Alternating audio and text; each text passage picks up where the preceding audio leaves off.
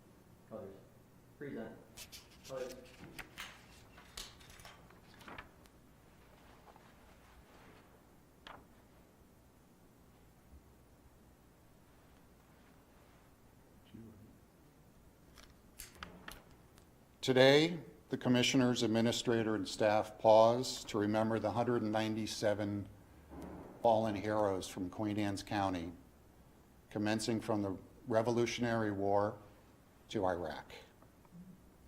Our brave men and women of Queen Anne's County gave the ultimate sacrifice in service to our nation. They were sons of Queen Anne's soil, farmers, neighbors, watermen, students, volunteers, friends, and neighbors who stood in the gap to defend freedom from around the world. Their courage on battlefields from Camden, South Carolina, to the Maryland 400 in the Battle of Brooklyn during the Revolutionary War, to the United States colored troops, to Petersburg, to Gettysburg, to the trenches of France, from the Battle of the Bulge to Incheon in Korea, to Indochina and Vietnam, to Iraq and Afghanistan. We salute them. We owe them more than gratitude. We owe them our continued commitment to the country they died for. Let us remember not just how they died, but how they lived, with honor, duty, and love for Queen Anne's County, the state of Maryland, and the United States of America. Their sacrifice will never be forgotten. Let us have a moment of silence.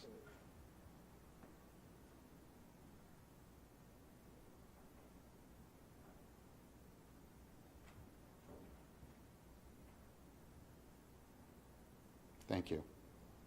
Do the Pledge of Allegiance. Yep. Go ahead. I pledge allegiance to the flag of the United States of America and to the republic for which it stands, one nation, under God, indivisible, with liberty and justice for all. Colors. Carry. Colors. Colors. Post.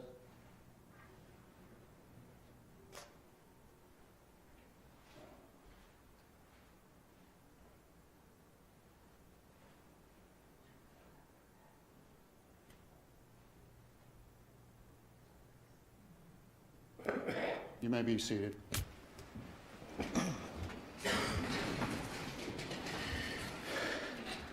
Patrick, thank you. I can't figure a better way to start this meeting. Well, it was Jim and Todd and Chris and you and Jack. Okay. She's ready? All right. All right, everybody. Welcome to the Queen Anne's County Commissioners Meeting. This is a public meeting that is going to be aired live on our local cable television station, QACTV 7. These media broadcasts provide county citizens an opportunity to watch and review our scheduled public meetings. In addition to our live audience this evening, we are providing remote options for citizens to watch and participate in county commissioner meetings. Citizens may watch our meeting live on our website at qac.org/live or on our public access governmental television channel provided by BreezeLine Cable Services. Citizens may also participate by joining the live Zoom meeting by going to qac.org/public comment. Citizens may also email comments to publiccomment@qac.org. All comments received will be summarized during tonight's agenda. We acknowledge everyone's participation, and by attending, you acknowledge that this session is both recorded and aired.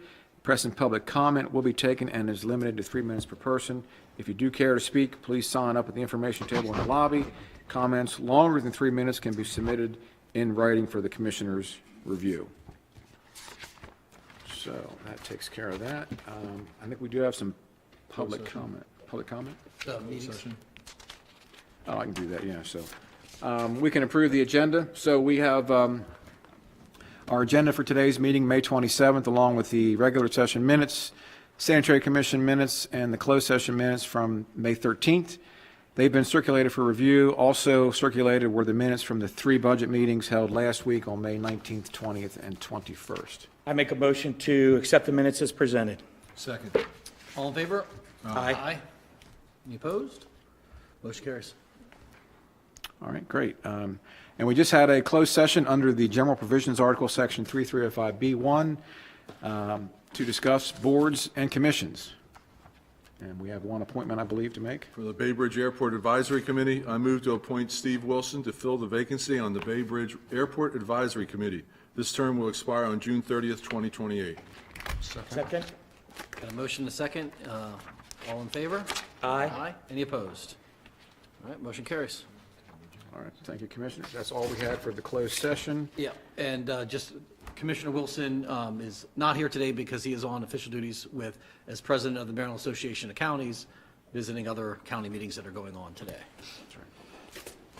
That's right. Okay? All right, you want to do press and public comment? Yes. All right. First up is Jay Falstead. Oh, go ahead and read it. Okay, so we appreciate all citizens for taking time to express views to the county commissioners. Comments are limited to 3 minutes per person. We have a clock right up here. Comments longer than 3 minutes can be submitted in writing. This commission respects your desire and right to convey your message freely.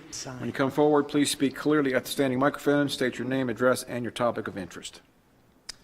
Thank you very much, Commissioners. Jay Falstead from Queen Anne's Conservation Association. And for your benefit and for the benefit of the public that was here, this past Tuesday, last Tuesday, Governor Moore inexplicably signed Senate Bill 931.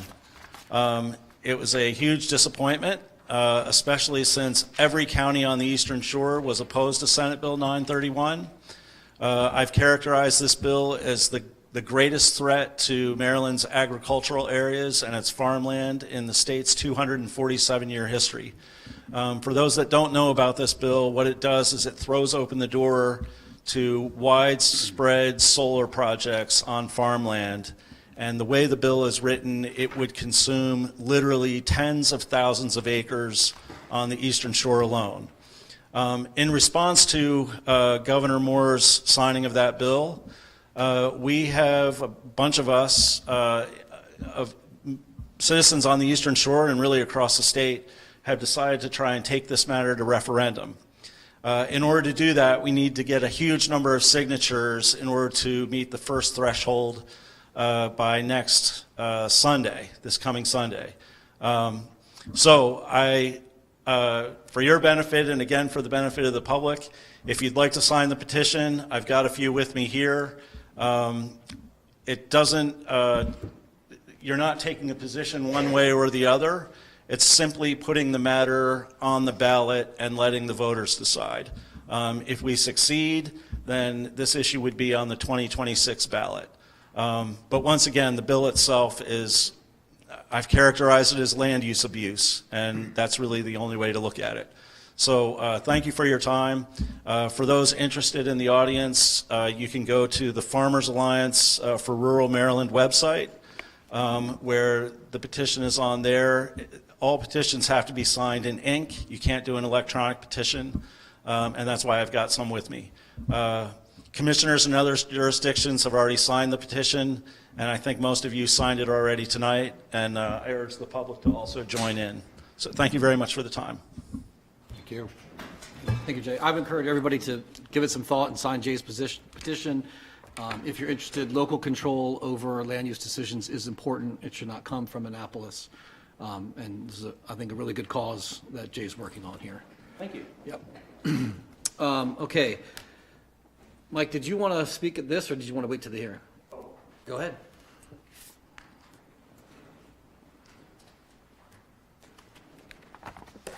Yeah, good evening. Mike Irons, Division President for KM Homes. Wanted to take a minute and address some comments that Mr. Falstead made at the last commissioners meeting about our company. He suggested that Hovnanian has 579 clean water violations against our company, and that's totally inaccurate.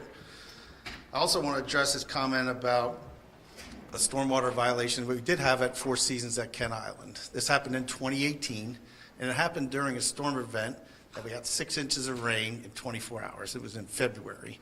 Same time, Cloverfields was totally flooded. People were kayaking in the streets at Cloverfields. So our storm controls are not designed for that type of event. Since then, we've implemented a very innovative stormwater filtration system. We filter our stormwater at Kent Island, at Four Seasons. No one else does that, and we haven't had any issues since. Also want to, Mr. Falstead mentioned a tree conservation violation that we had at the community. And this happened in the middle of the night. Some of them cut down several trees of ours that was on our property in front of a condominium building that's occupied by some residents. So they probably try and improve their water view. We've turned this issue over to the sheriff, and they're conducting a full investigation. We feel confident that the sheriff is going to come up with a culprit on this. So just wanted to address those things. Thank you for your time. Thank you. John, did you want to speak now? John Villiani with DNF Development. I just wanted to come and once again say thank you. I approve. I would hope you guys give my project a good looking at and approval, because we've done everything possible to make it as effective as possible to meet all the requirements by the Planning Commission. Thank you very much. Thank you. All right. Is there anybody online? No, I've got 3 emails I can start out real quick. Sure. And 1 voicemail. I'll play the voicemail first. Yeah, hi, this is David Williams. I'm calling to make a comment regarding the public comments at QueenAnsCounty.org in the passage of ordinance 2506, the use of bags in Queen Anne County, paper bags in Queen Anne County. Strongly support this ordinance 2506, and would very much like to see the banning of plastic bags in the county. Hope you can pass that during the meeting, and that would be a great help to our environment and the county in general. Thank you. Bye. So that's the voice memo, and then all of the rest of them are about the bag ban as well. One person thinks it should not pass as it's an inconvenience to customers, and the replacements of bags will actually make more plastic.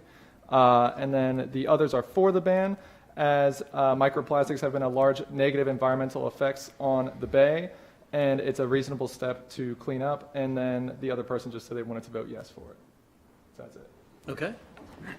All right, that's everybody who has signed up. If you may have signed up for one of the hearings related to the water and sewer allocation, we have not called that yet. That will be called later.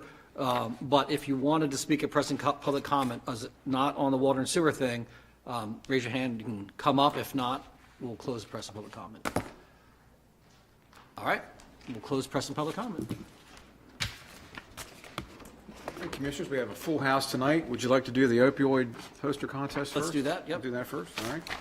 All right, under your presentation section of the book, tab number 6, item 1, we have the opioid education prevention coordinator, Julie Killey, and Warren Wright is here as well. We have the opioid poster contest ambassador program and the winners. So, folks, can you come on up and we'll make these presentations. Yeah, great. Good to see you, Warren. Warren Wright, I'm volunteer for the Drug Free Coalition. I'd like to welcome the following people to the front. Mrs. Karen Salisbury, it's Karen Salisbury, Mr. Bob Campbell, and Ann, if she's here, and Ms. Lynn Roy. I'd like to thank each of them as they come up for their generous donations they made to the poster contest this year.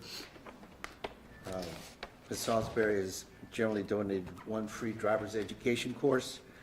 Mr. Bob Campbell of Campbell's Driving School, we'd like to extend a special thanks to Bob, and he has donated free driver's education courses before.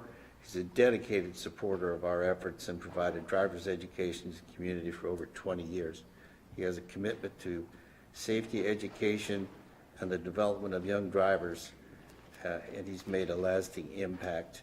Campbell's Driving School will be closed its doors in December 25. We are deeply grateful to Mr. Campbell for the many years of services, in addition to both he and Ann working a career long for QANS County Public Schools.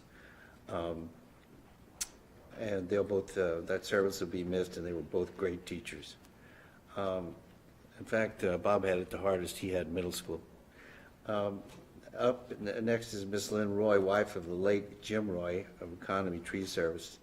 Jim Roy was a dedicated member of the Drug-Free Coalition for 25 years. He served on the Drug and Alcohol Council.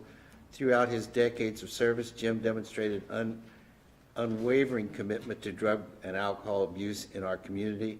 His passion for creating a safer and healthier environment was evident not only in his active participation, but also in his generous financial support on all kinds of initiatives for us and for every other person that he came in contact with. Among those was his sponsorship of the opioid awareness poster. He helped educate and engage youth in the dangers of substance misuse.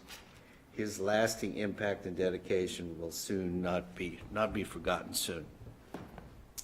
Thank you guys very much.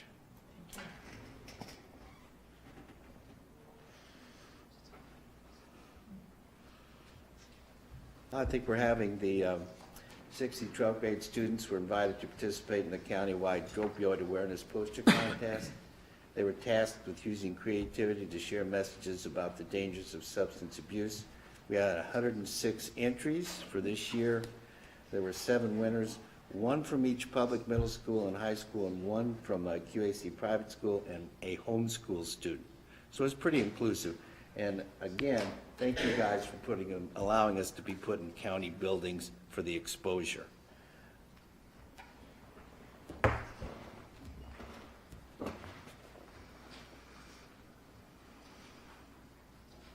So today we have 7 winners for Queen Anne's County.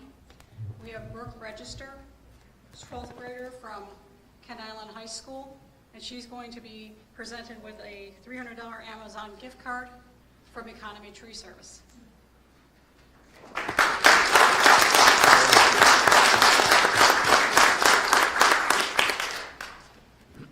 Clarissa Francisconi cannot be with us this evening, but she's one of our winners. She's a homeschooled student, 11th grade.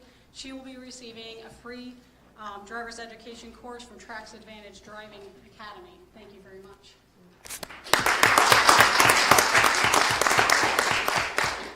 Next we have Lillian Hickey from CMS. She's in 7th grade. She's going to be receiving a $300 Amazon gift card from Economy Tree Services.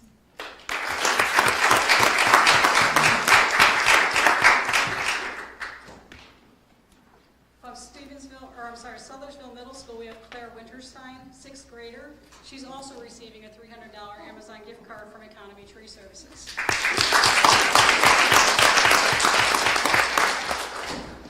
From Mattocket Middle School, we have Gianna Barnes. She's in 8th grade. She's also receiving a $300 Amazon gift card from Economy Tree Services.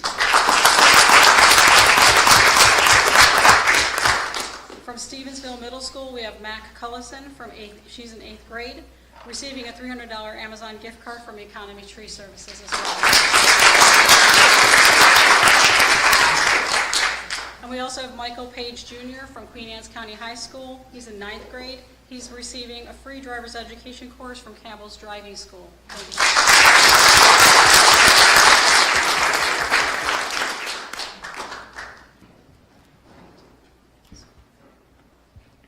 We have, parents, raise your hands if they're the parents of the students, so we can give some credit to them as well. Great job.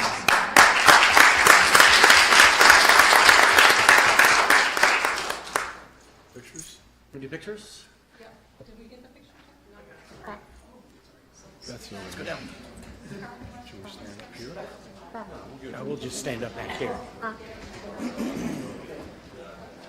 Stand there or up here? There's no room. There's no room. There you go. No room. A lot of people here tonight. Okay, thank you. We'll find out. All right. Great job.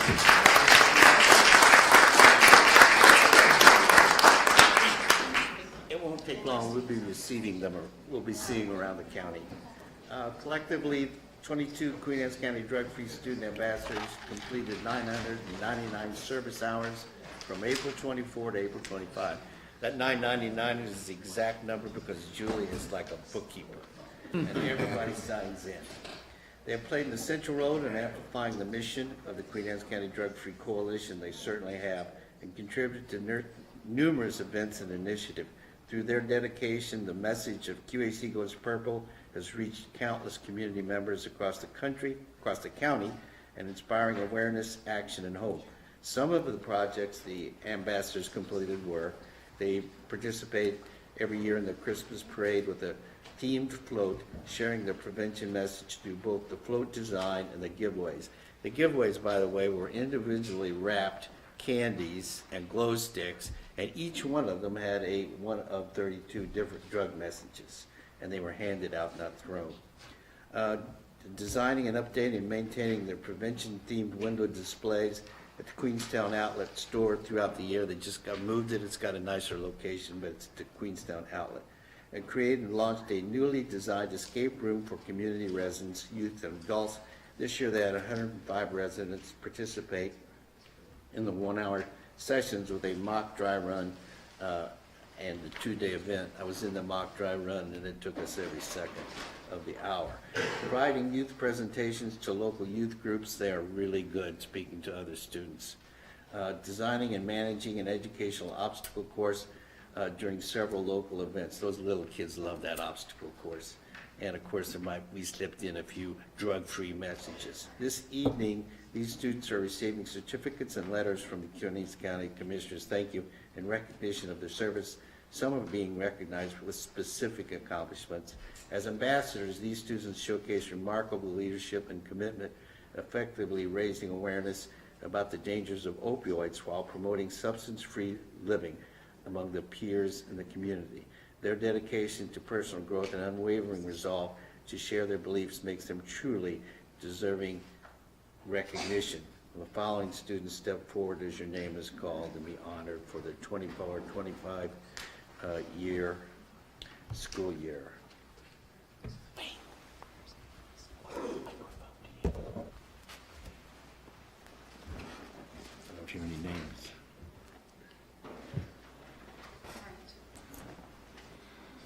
Jacob Carhart, can you step forward? He's with Queen Anne's County High School.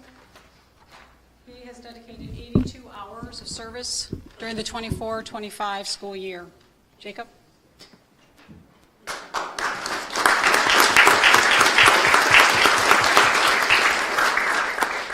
Samuel Moore, can you step forward? Samuel is from Queen Anne's County High School. He has provided 59 hours of service this year. Thank you.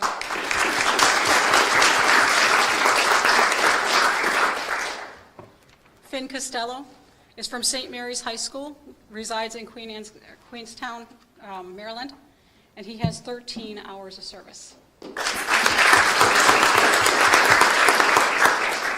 Jed Cohen from the Gunston School has 8 hours of service. Thank you, Jed.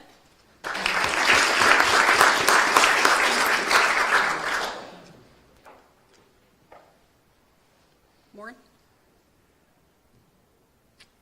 Okay. We're going to do special recognition for ambassadors with 100 hours or more of service during the 24-25 school year. Oh, yes, I'm sorry, I lost my place. I was so involved in seeing some of the kids that I got to hang around with. Tonight, we are proud to honor a truly exceptional group of students who have contributed over 100 hours of service for 24-25. Their dedication, passion, and commitment to the mission of the QAC Drug-Free Student Ambassadors Program They have volunteered their time to help create a safer and healthier community. And it's something they do that's not always popular with every kid. We want to take a moment to acknowledge and sincerely thank each of you for your incredible efforts. Your leadership is an example to inspire others to get involved and make a difference. You are really the driving force in the program's success, and we are all deeply grateful for all that you have done. As your name is called, please step forward. Maggie Burton, attending Queen Anne's County High School. She completed 122 service hours this year.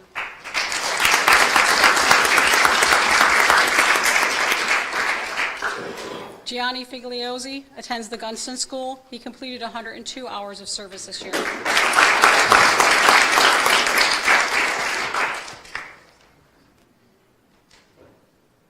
We'd also like to recognize our newest ambassadors at this time. That's you, Wayne. Warren, you're up again. Warren, you're up.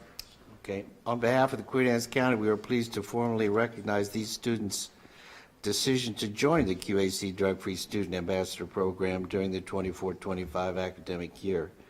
They have demonstrated great promise through their enthusiasm, commitment, and early contributions toward advancing our mission of promoting a substance-free lifestyle among youth and their broader community. Their willingness to raise awareness about the dangers of opioids and other harmful substances reflect a strong sense of leadership and personal responsibility. We are excited to see their growth within the program and make a positive difference they will undoubtedly make in the years ahead. As your name is called, please step forward. Anaya Branford from Stevensville Middle School. Anaya completed 43 hours, even though she is new to our program, so thank you, Anaya. Riley Hufton.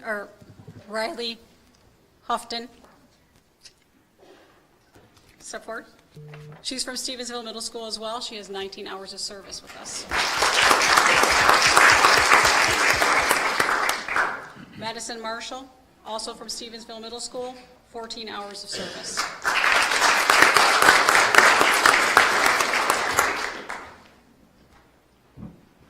SAMHSA Fentanyl Alert Competition.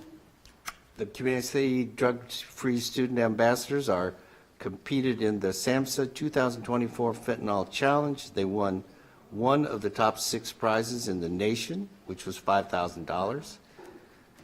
They utilized some of the funds to support the morale of the ambassadors program and to fund additional activities in the community to continue sharing QAC Goes Purple messages. The following students come to the front. Maggie Porciello, yeah, Maggie Burton, and Chloe Kirchner. Twin Francisconi, and also being honored is Emma Sharp, which is not able to be attending this evening. More?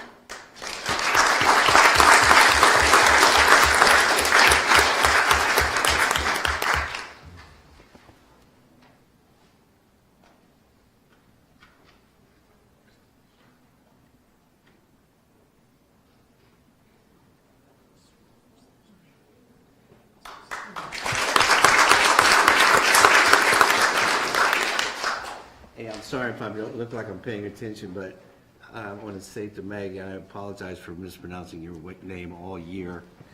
In the spring of 2024, these students created the very first QAC Goes Purple escape room, a powerful and immersive experience designed to educate participants about the dangers of fake pills and substance misuse. Through hours of thoughtful planning, they developed a challenging, story-driven environment that delivered crucial facts about opioids and other substances in an engaging and a memorable way. Their innovation did not go unnoticed. After successfully hosting the event with the fellow ambassadors, they were invited to present their concept at the SAMHSA Prevention Day during the 2025 National CADFA Conference. There they shared their experiences with nearly 400 prevention leaders, showcasing how creative approaches like theirs can make an impact in the fight against substance abuse. There was standing room only in that room, and after 34 questions, they said the next group's got to come in, but it was great. Their dedication deserves recognition. These students invested countless hours not only designing and implementing a powerful educational tool, but sharing their work with the national prevention leaders, demonstrating both innovation and a leadership on a remarkable scale. Now we're going to recognize the designers publicly for the 2025 escape room design. Will the following students step forward? Maggie Porciello, Maggie Burton, Gianni Figliozzi, Chloe Kirchner, Quinn Francisconi, and Anaya Branford.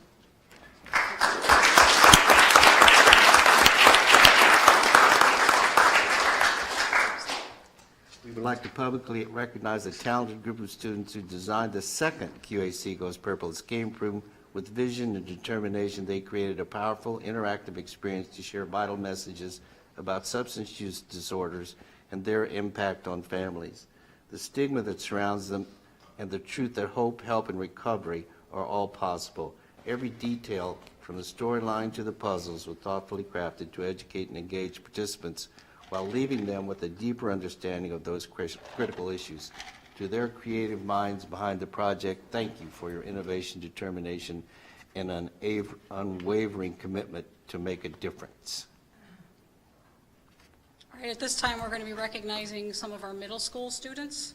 They had 3 years of service, so basically they participated in this program for their entire middle school years.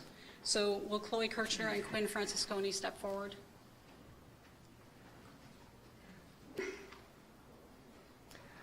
These students were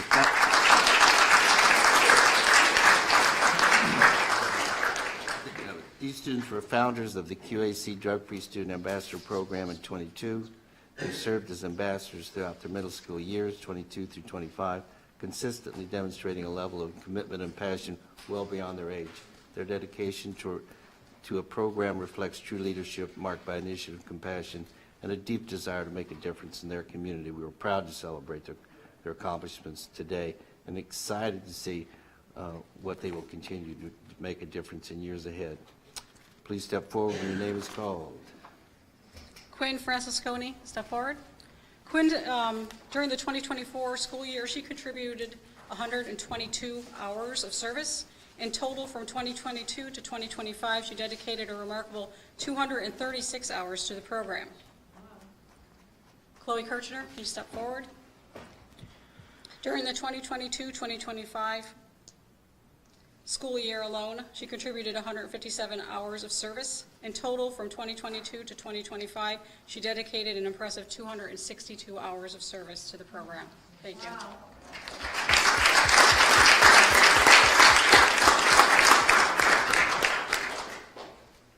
We're going to recognize some of our high school students at this time. Will the following students step forward? Daniel Mora, Logan Killy, Maggie Porciello, and not with us this evening is Emma Sharp, who is not in attendance. Warren? These students are also founders of the QAC Drug-Free Student Ambassador Program in 2022. They dedicated their high school years, 22 through 25, to making a meaningful difference in the lives of others. With courage and compassion, they stood up and became powerful advocates in a fight against substance abuse, sharing information and resources that have potential to be truly life-changing. Their efforts have inspired countless others to think differently, to speak up, to make safer choices. Today, we not only recognize their impact, we sincerely thank them for the service, their leadership, and their unwavering commitment to creating a healthier, stronger community for us all. We'd also like to pay a special tribute to those students that are graduating from high school this year. We cannot thank you enough for your dedication to the program. We wish you all the best as you move forward in the next chapter of your life. Daniel Mora from Queen Anne's County High School and Logan Killy from Gunston School. Please step forward. One more step. These young men have each completed 115 service hours from 2022 to 2025.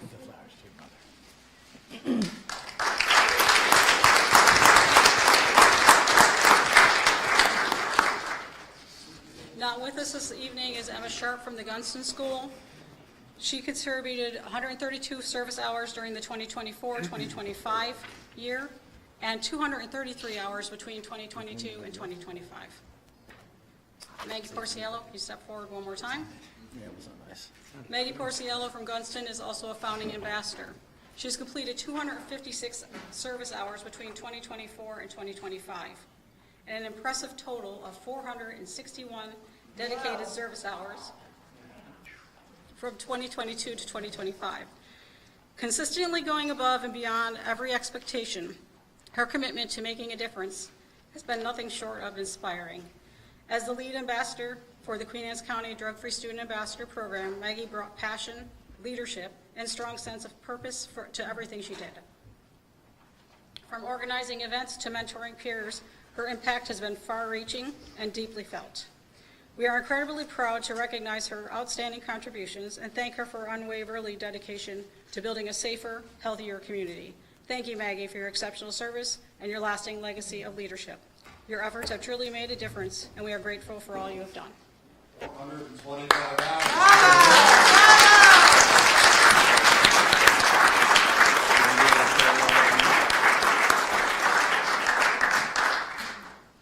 Mr. Wright? We have partners. The ambassadors are fortunate to have support of numerous QAC organizations that contribute to the success of the program. Tonight, we are honored to publicly recognize a few of those outstanding partners.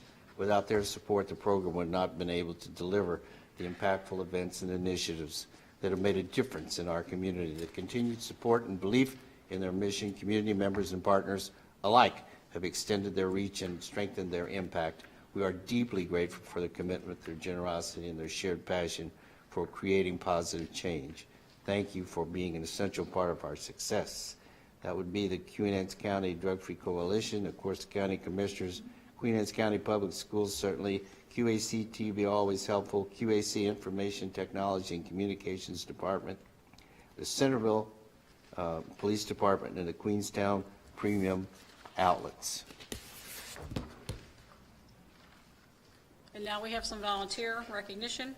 Carol Francisconi, please come to the front. Yes, and Lynn, if you would come up as well.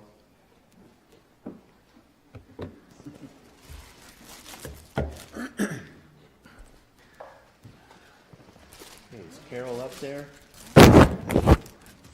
On behalf of the Queen Anne's County, we extend our sincere appreciation for your outstanding dedication and unwavering support.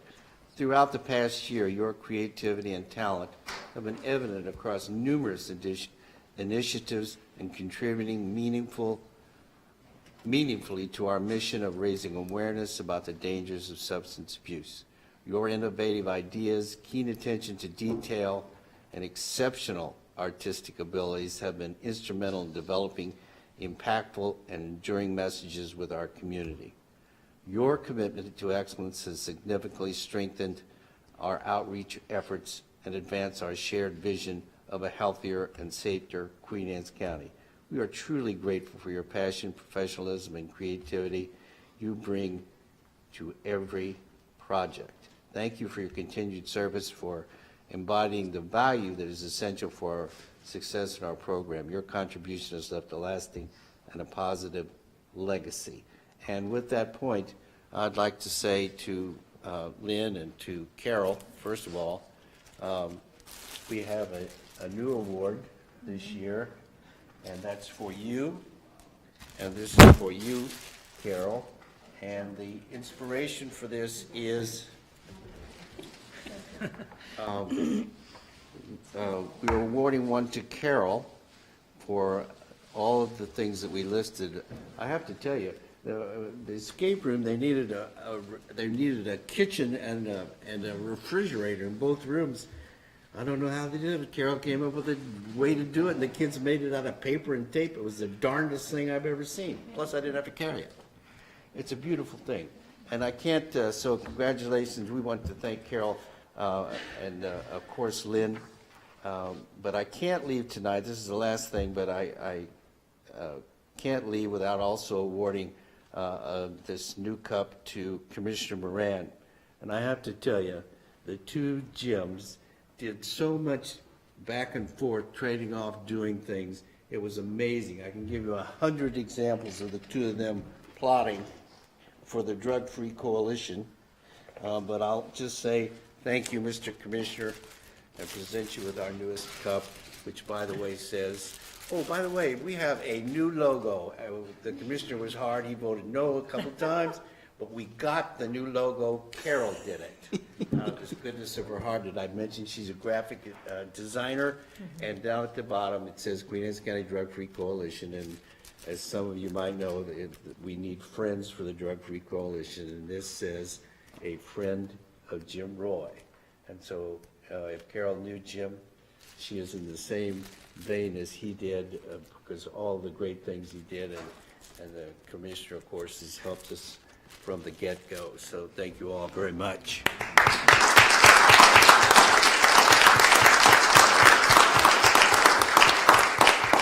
I just have one last thing before everybody leaves. I'm a lot better when I don't follow the carefully scripted thing that Julie always makes. But I just wanted to say thank you to Carol and the commissioner and to Lynn. And one other thing, this is not a cheap cup. It has a lifetime guarantee.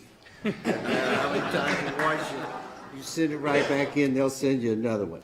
And so to all of you standing up here and all the parents and Julie and the volunteers and all you student ambassadors, which I have come to love, the highest compliment we ever give, and it was the same way when I worked for the Board of Education, is you make a difference. All you guys working together took a stand against substance abuse, and all of us are better because of what you have done. And lastly, I can hardly wait for the new ideas that they come up with next year. Thank you all very, very much.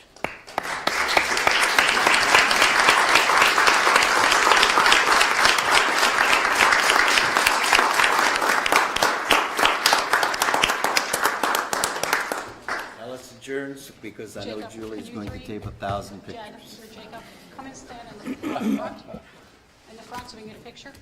Can I get all the commissioners to stand up for a picture? Sam, can you come over in the middle? Just in the front? Just kind of squeeze in. Jacob, all right.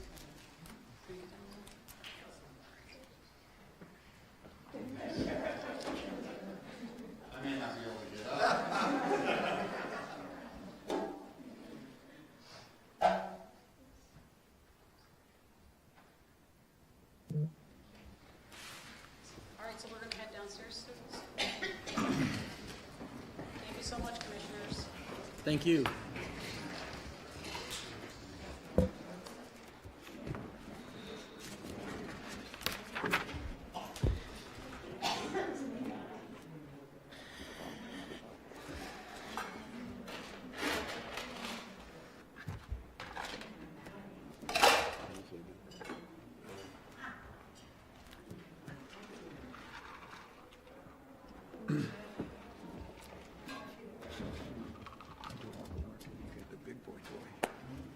I got two of them. I got two of them now. Yeah, that's not a big guy. 10 years old. Hi, sweetie. 10 years old. See you.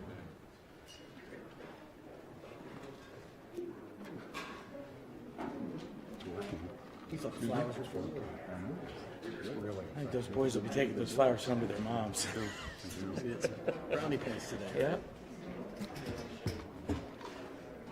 All right, Ready? let's move on. Hearing? All right, Commissioners, you can turn to tab number 7. We can turn to the legislative portion of tonight's agenda. First up, under tab 7, item 1, we have the Comprehensive Water and Sewer Plan public hearing. We have two projects. The first one is Barnstable, aka the Lowry Farm, and the second one is Aspire at Ewing Farm. So, Mr. Thompson, Mr. Quimby, could you please join us up at the bench here and read the public notice? Somebody's got to close that door. Hey, Barry, will you get the door? I'm a little disorganized.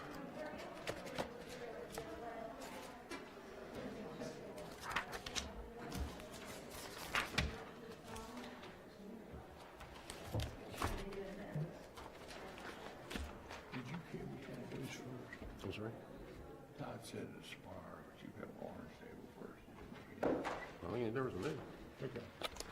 This is a public hearing being held by the County Commissioners of Queen Anne's County 5:40 p.m. Tuesday, May the 27th, 2025, in the County Commissioner Meeting Room located in the Liberty Building, 107 North Liberty Street, Centerville, Maryland.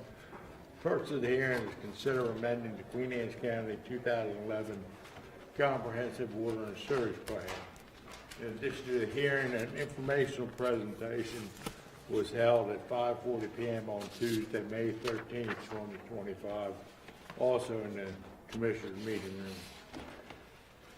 Copies of the proposed amendments have been available at the Office of the County Commissioners, 107 North Liberty Street, Centerville, or electronically by sending a request to aquimby@qac.org. All hearing sites are accessible to individuals with disabilities, sign language interpreters, assisted listeners will be available for individuals with hearing impairment. First project I have is Barn Stable. This property is currently agricultural land consisting of 2 farms located on either side of the 3 improved properties not included in the development proposal, the center one of which has a street address of 2032 Main Street, Chester. The proposed development is shown on tax map 57 as part of parcel 43, the Lowry Farm, and part of parcel 68. The Dream Farm is approximately 13 acres in size, of which a portion immediately adjacent to Main Street is zoned town center. The other to the rear of the site is zoned countryside. The proposal is to amend the property from S3W3 to S2W2 to accommodate a proposed development consisting of 82 townhomes.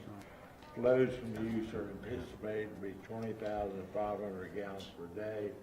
Sewer service will be provided by vacuum and sewer collection station G. Water service will be provided by the Stephenville Chester water system.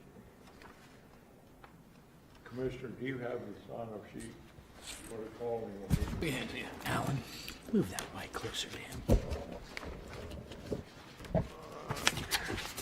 Jay Falstad.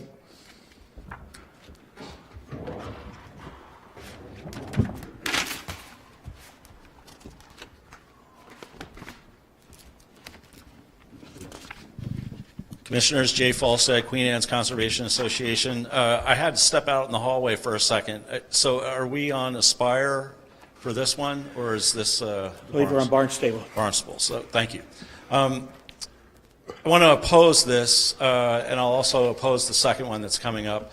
Neither one of these projects do anything to help alleviate traffic in Queen Anne's County.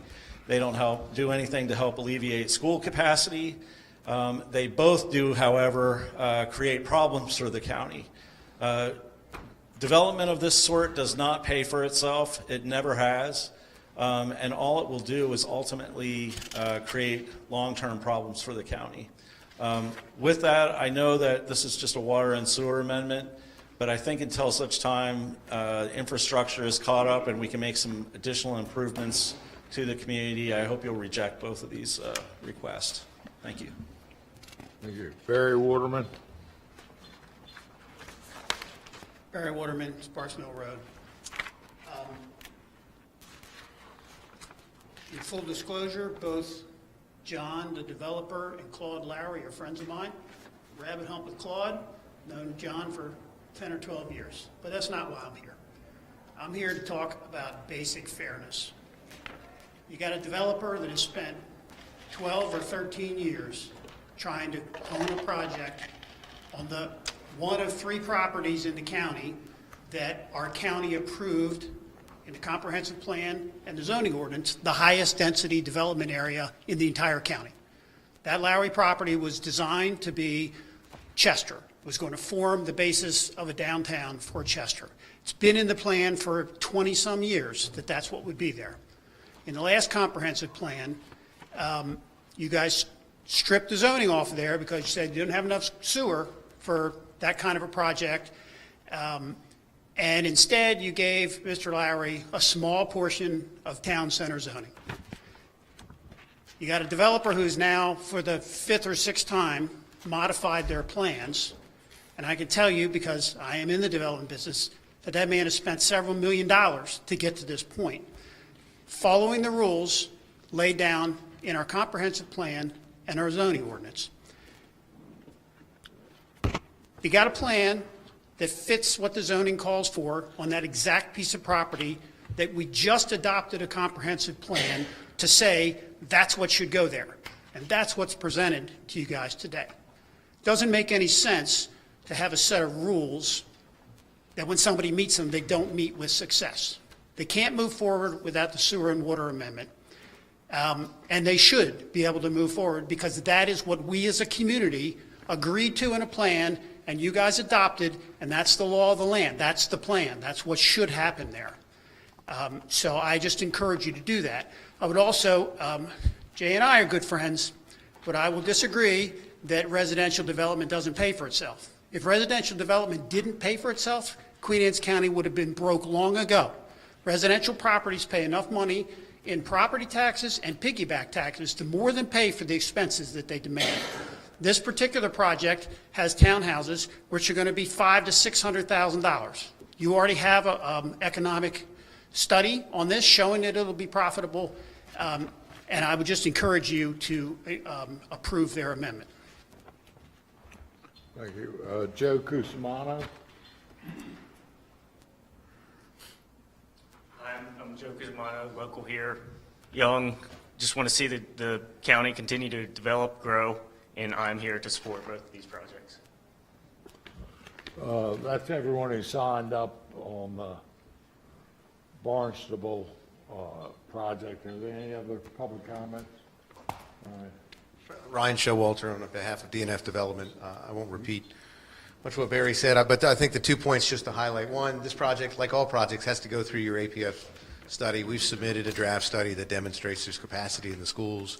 This project will pay impact fees, which do in fact generate capital revenue to help the county deal with creation and expansion of capacity. And the fiscal impact study that Mr. Waterman referenced, as you heard at your last meeting, it was done in an iterative review with county staff to make sure that it was conservative, not aggressive, not an overstatement. But when the presentation was made by Mr. Weiss, he walked you through the assumptions. And the one thing I think that's really important to understand about that fiscal impact study, it assumed a property value that's probably lower than what those sales will ultimately be and kept that flat throughout the life of the project, all units in the project.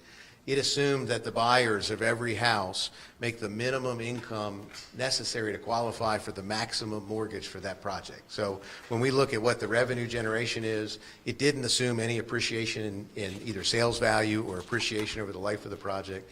It didn't assume any change in county income tax or real property tax rates. And it assumed that for income tax purposes, you have people who make the least amount possible to qualify. So again, we believe understates the income that would be generated, and it demonstrates that this project will have a net fiscal benefit both to the Board of Ed and to the county as a whole every year, resulting in approximately $7 million of net economic benefit over the life of that study. So we request your support, and just lastly, we'll note that the Planning Commission unanimously found this project consistent with the county zoning and the comprehensive plan and recommended approval of this amendment. Thank you. Any other public comment with regard to Barnstable, Lowry Farm? All right, second project under consideration is the Spire at Ewing Farm. This property is currently predominantly agricultural land located at 5400 Main Street in Graysonville. It's shown on tax map 58I as parcel 40, approximately 112 acres in size, zoned Graysonville planned neighborhood, planned residential neighborhood, GPRN. The proposal is to amend the property from S3W3 to S2W2 to accommodate a proposal consisting of 72 townhomes and 218 single-family lots.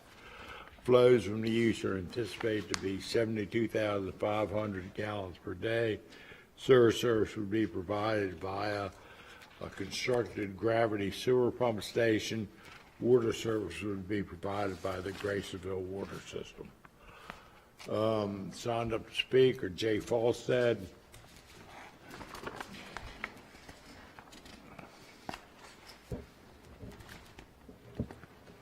Thank you, Commissioners. Jay Falstead, Queen Anne's Conservation Association. I would like to thank Mr. Irons for making a clarifying statement. He's absolutely right. I misspoke at the last meeting. It was not 571 violations. It's 590. So says the EPA. So thank you very much for that. 79 of those violations occurred here in Maryland. The other thing that he addressed about stormwater. You should all be asking yourselves why this particular developer has to filter his stormwater. It's because of these types of violations. And so he's given us enough excuses and enough reasons to vote this down. I hope you'll do just that. This developer, given their long sordid history of environmental violations, both in the country and in Maryland, do not deserve another chance to make it worse for our county. They've already done their damage. And so I hope on that basis alone, you will not amend the water and sewer for this particular developer. And as Nancy Reagan said, just say no. Thank you. Barry Griffith. That was the drugs. Good evening, Commissioners. Barry Griffith. I'm the past company president of Lane Engineering, professional planner with the firm, offices here in Centerville. I reside in Graysonville. I just want to reiterate a few points in support of the amendment before you tonight. First, just to remind you that this is an infill development. Surrounding it are county and state roads on 3 sides, public park, Ewing Park, an elementary school, a Head Start building, a community center, Chester Y, and then some single-family residential homes. It's a hole in the donut. This property has been in the Queen Anne's County Comprehensive Plan growth area, slated for development for several decades. It goes way back, and it's currently designated growth area under today's comprehensive plan recently adopted. The zoning on this property is conducive specifically to the type of development that Four Seasons is proposing. The comprehensive water and sewer plan has had this property designated for future service W3S3, which when it was originally adopted would have meant it would have had service by 2020. So we're already behind on servicing this property.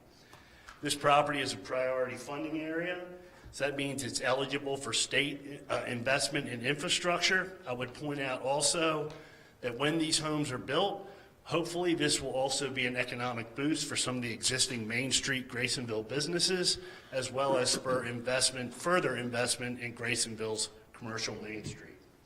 The sketch plan design is completely compliant with all county codes and regulations, including zoning, subdivision, stormwater management, and other ordinance, roads ordinance, reviewed extensively by the county commissioners, County Planning Commission and county staff, and approved. Our density is below the maximum permitted. Our open space is well above the minimum required. And I would like to just wrap up and say that we know that affordable workforce starter level homes, whatever you want to call it, is a primary objective for Queen Anne's County. We do not have enough of that. And if you want to have that kind of housing for your teachers, your firefighters, your policemen, these are the types of projects you need. And you can't have these projects unless they're in growth areas, they have the right zoning that permits the right amount of density, and they have the access to major infrastructure such as sewer and water, which this property does. So I hope you'll support it. Thank you. Thank you. Lori Walter.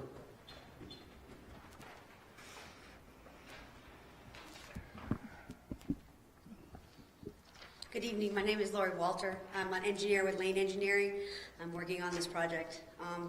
I just wanted to iterate a few things about this in support of the project. One of the main things that we as engineers look at first is whether there's existing water and sewer. This site is completely surrounded by existing water and sewer. There's vacuum sewer along Sawmill Lane to the east. There is a force main and vacuum sewer on the north side on Route 18, along with a water main. And on the west side of the property, there is a vacuum sewer, a force main, and a water line as well. One of the things developer is going to do is build a pump station that will provide gravity sewer throughout the entire subdivision. That pump station would then be connected to the sewer in Route 18. The water line is going to be looped throughout the entire development and connect to the main in Route 18. Now, there are several improvements that must be made to the existing sewer system, and an in-depth analysis of the sewer will be conducted by the developer and us as the engineer during the APFO process. The subdivision will also connect to the water line, which the existing Graysonville water treatment plant does not have adequate capacity to support this development. However, this developer will be providing mitigation in order to get the capacity that is needed for the project. Now, per Alan Quimby's memo that was dated December 10th, 2024, currently Queen Anne's County has available 71,000 gallons per day in water and sewer allocation. And Queen Anne's County also obtained a re-rating of their capacity, and they have an additional 100,000 gallons per day available for residential infill.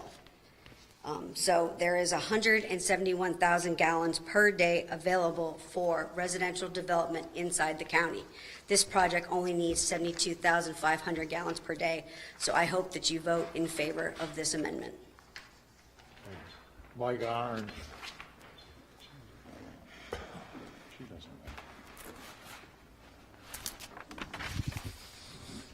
Yeah, Mike Irons from Canadian Homes. Just want to talk a little bit more, just reiterate some of the facts we talked about last week with our presentation on economic and fiscal impact studies we did for Ewing Farm. Our consultant, did the study. Brian went through the details, very similar on ours. Very conservative approach, and it proves that this community does have a fiscal positive impact. Over the life of the community and life of the study, it's 5.8 million positive in fiscal impact for the county. We also did an economic impact study, also not typically required during a water and sewer plan amendment, but we did it, showed a very positive result.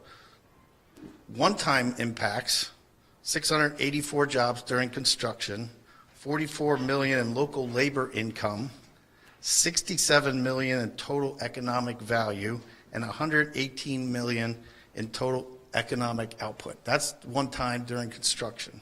Permanently, there's 134 jobs created by this new community for the county and 22 million annually in economic output. So those are all the high-level things from our economic and fiscal impact studies. As I mentioned last time, we support a lot of local communities, businesses during our Four Seasons construction, ABC Roofing, Sherwin-Williams, 84 Lumber, the list goes on and on, Cheney Concrete, 13.5 million annually in county businesses are supported by the construction of Four Seasons, using that as an example. And we intend to use those same vendors during the construction of this community. Lastly, I just want to talk briefly. Ultimately, this decision, as many of the people spoke before, comes down to property rights. I call it property rights. As Barry mentioned, this community has been in the growth area for decades. Property rights. The county spent $400,000 doing the 2022 comprehensive plan and numerous staff hours and public input meetings. We did this. This is where the county wants growth. The zoning, we're compliant, 100% compliant with zoning. The family that we're under contract to buy this, the Baker Ewing family, has had this right to develop this property for decades. They're ready to do it now. Let's follow the comprehensive plan. Thank you. Joe Cusumano. I have no additional comment. I support the project. Thanks. Mitchell Andrews.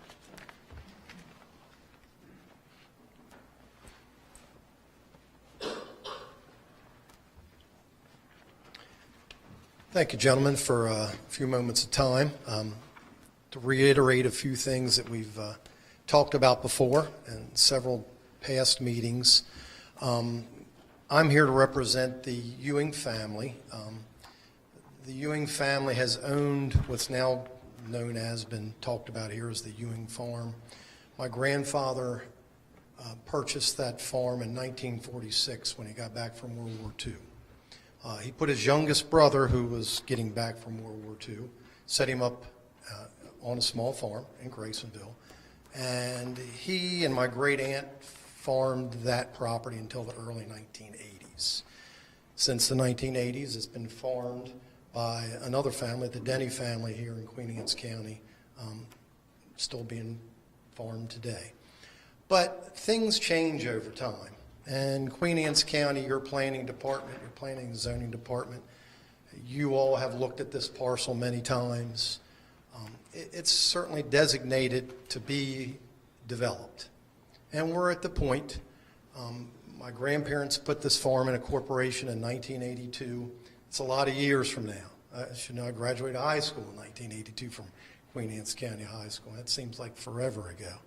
But that being said, we're at the point of the original 13 members of the corporation. There's 7 of us left. You know, some of the interests are now in estates from people recently passed. Some have been passed down to other heirs. It wasn't until 2021 that we made a decision by looking at the presentation that Kay Hovnanian had made to us. And that was probably the 8th or 9th presentation that we had looked at in the half a dozen years or so before that, that we finally decided it was time to move forward and ask that this property be looked at as to what it's been designated for, and that is a development. It fits the community. I think it'll add a lot of positive attributes to the town of Graysonville. And I guess what I'm just saying now is that I think we have the right situation at the right time that we need to look forward. It's not going to make it as a farm anymore. So, you know, we make enough to pay for the insurance and the taxes and the utilities and have enough left over to go to Hardee's a couple times a year. So after that, you know, but it's time to take a look at the future. Thank you for your time. Appreciate it. Wheelermaker.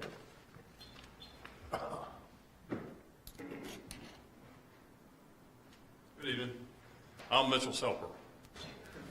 I'm not going to, last time I was before you, I talked about the improvements to the sewer system and what we had to go through and how important I think that is. But I'm not going to bore you with all that. I'm not going to be up here long. One of the main things that's going to, it's great for this, it's not located on Kent Island. In my opinion, Kent Island is maxed. I really believe that. You heard the testimony of Mr. Falstad.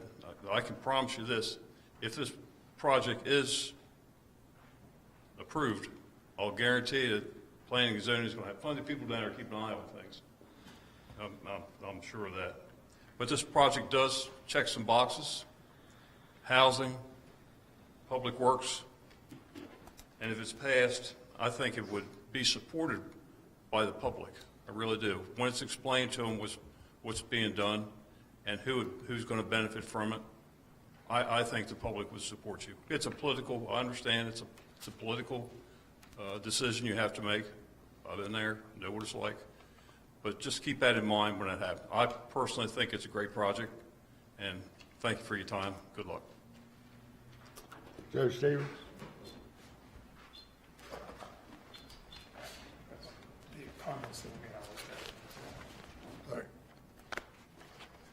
Good evening, Commissioners. Joe Stevens on behalf of Kay Hovnanian, and I represent them. I just provided Mr. Thompson with, for the record of the public hearing, with copies of the economic report, the fiscal impact, to be sure that's part of the record, as well as the testimony from the engineer and their background in regards to their professional capabilities to testify before you on those matters.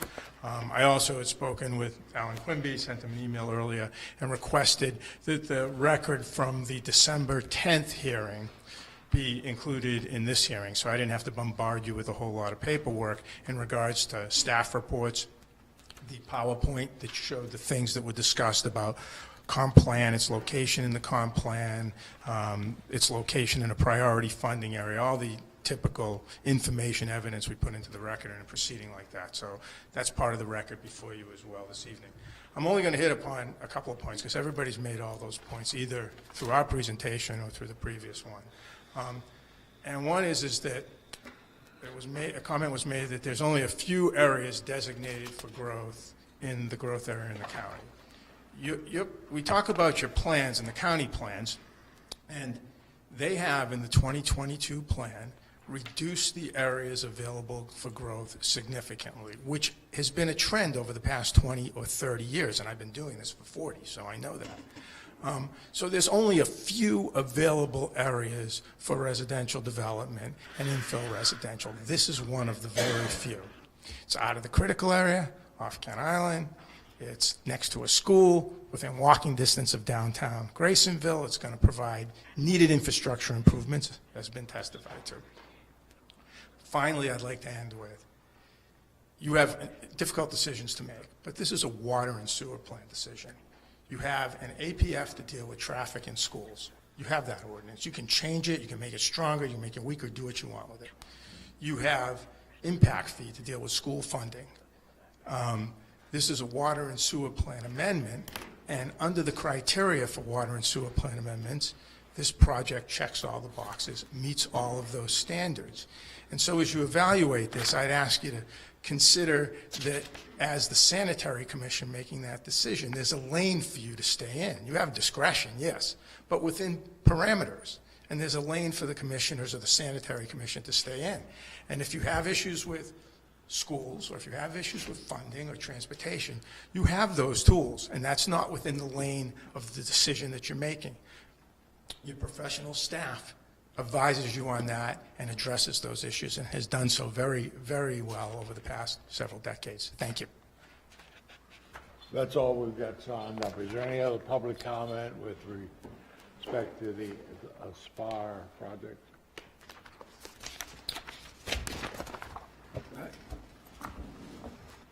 Hold the record open, we'll vote on it. I think, we don't know the date yet for the next meeting, is it? Maybe the next meeting, but Could be the next, could be as early as June 10th, 2 weeks. Yep.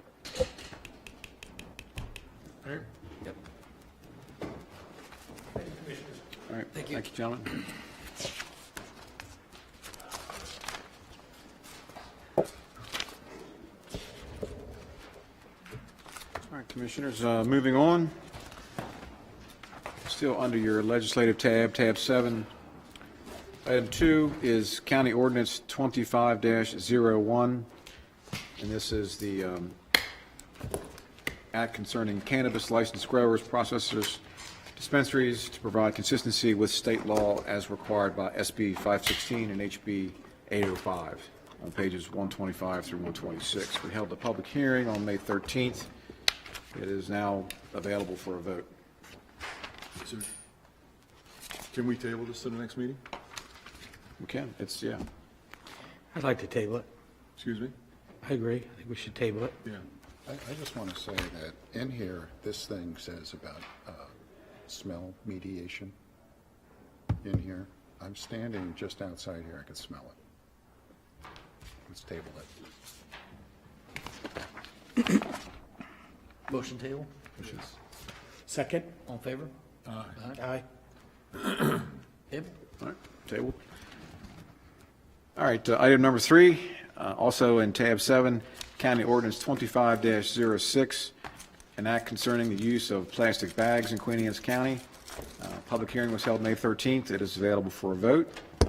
And we have an amendment. I'd first like to make an amendment to We 2506. got to make a motion first. Excuse me? You got to make a motion first for the bill, then amend it. Okay. All right, so I'll make a motion that we approve ordinance 2506. I'll second it. Now, discussion, you can.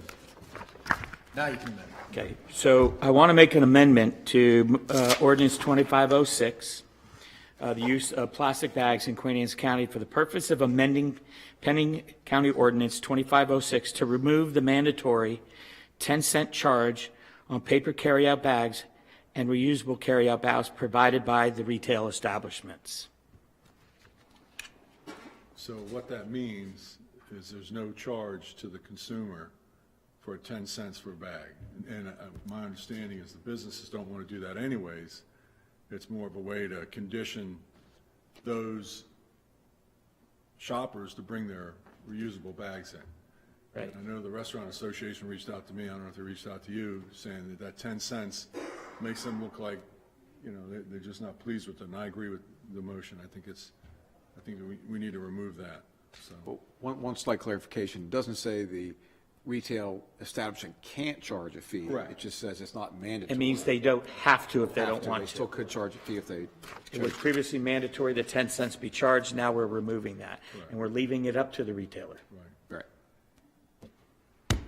It's a motion to amend, second. You seconded? Second, yeah, so we got to vote on that first. All in favor of the amendment, not the ordinance, but the amendment to the ordinance, say aye. Aye. Any opposed to the amendment? Aye. Okay.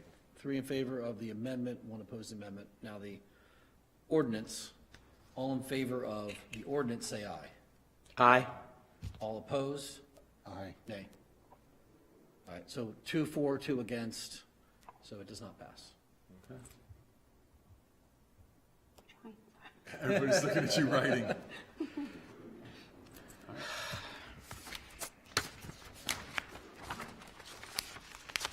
All right.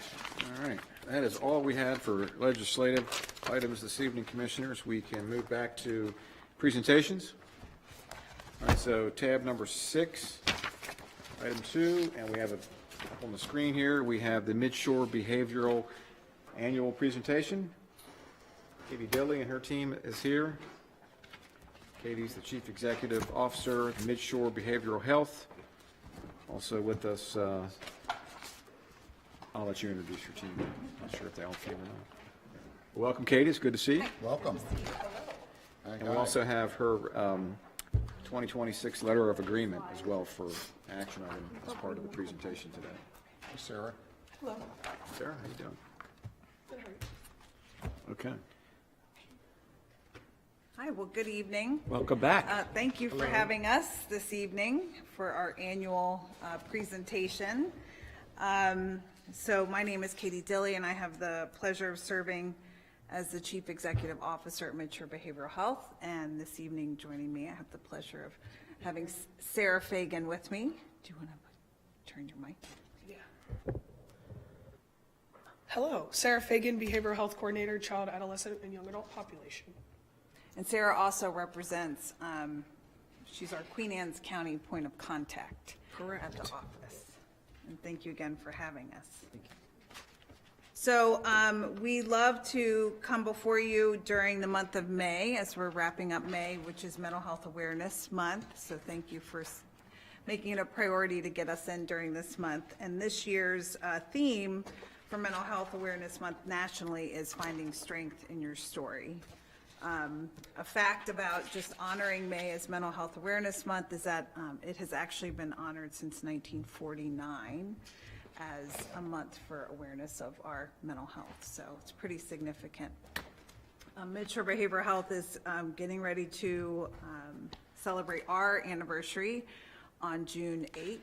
Our 33rd anniversary is serving as your core service agency.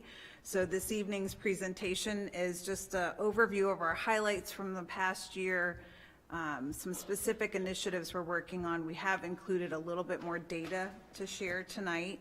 And of course, we hope to be able to garner your support with our letter of agreement to serve as your core service agency in fiscal year 26. So Sarah and I are going to go through, I'm going to do a few broad stroke highlights from Midshore as an organization, and then Sarah's going to touch on a couple of things that are Queen Anne's County specific.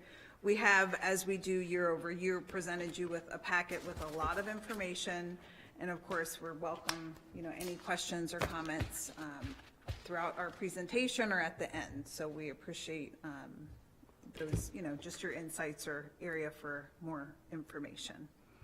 So one of the things that we've been working on collaboratively since fiscal year 21 is the focus on working more collaboratively with all the health departments in the region. Out of a legislative study done in 2016, it was really highlighted the benefit of doing our work at a more integrative level with our health departments. So we're not duplicating efforts in our planning and how we're serving the community. So we have been formally doing that with Queen Anne's County as well as the other 4 health departments in our Midshore Planning Collaborative structure, which is our group that convenes and does our annual planning together, as well as addressing any trends or grant opportunities. We do that collectively with our 5 health departments. We have, as you know, done a lot of work serving not just the 5 counties over the last several years, but all 9 counties of the Eastern Shore. We do oversee the crisis response system. So that is a structure that has been in place ever since the closure of Upper Shore. We were able to repurpose those dollars into community-based services to bring up our crisis services serving the region. Over the course of the last year, we've done a lot of work specifically with our mobile crisis services moving into a fee-for-service structure, which is a new reimbursement model that Maryland has rolled out in the last year.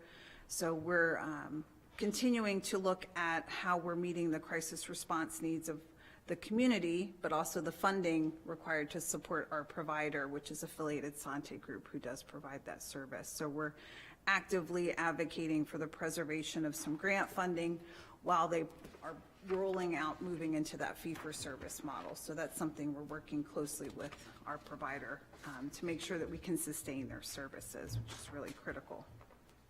We're also working to see how we roll out and integrate a more formalized structure with the introduction of 988, which is our national suicide crisis hotline. We have our Affiliated Sante Group is a vendor of the 988 hotline, but we're also looking at how we're working more intentionally with our 911 centers on supporting the relationship between 911 and responding to emergencies that come in through that hotline, and then seeing how 988 can be a real strong benefit to be a partner with behavioral health specific emergencies coming into 911 centers. So that's something we're doing with health departments and all the 911 centers up and down the shore to look at more of a formal structure on how we're making sure that the responders of emergencies in the community are the appropriate providers. We were very pleased this year to apply for and have awarded the 4th installment of the State Opioid Response Grant. That is a federal grant that was kicked off at the end of September for its 4th installment.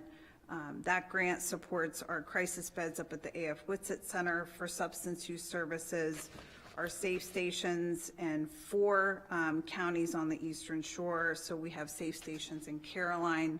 Talbot is our newest county that will welcome a safe station. Wicomico has 2 locations and Worcester County has 1.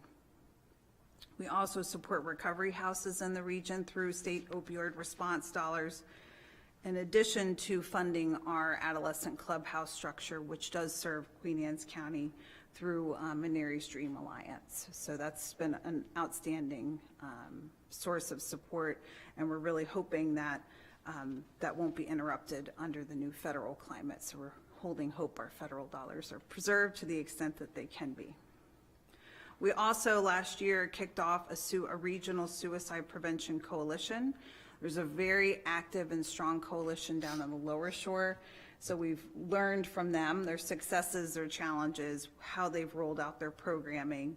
And through a grant that we received through the Behavioral Health Administration, we've been able to partner with Channel Markers to be our primary administrator of the Suicide Prevention Coalition, which has been fantastic. We're kind of still getting our boots on the ground, getting that group organized. We actually hosted our monthly meeting this afternoon at our office.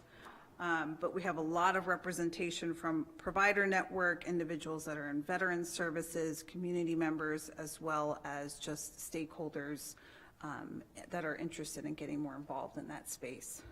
I could ask for the suicide prevention crisis and the SOR. In your 5 counties, just a ballpark, how many folks that you reach or that reach you, including through the emergency rooms or through doctors' offices, need a mental health screening or have had them? I'd like to follow up with real numbers for you. I don't want to not accurately represent what we're seeing with our trends, because we could break that down by our crisis response numbers that we're seeing, as well as our emergency department activities through CRISP. We could pull all of that information. We do have all that information. Mental health evaluations.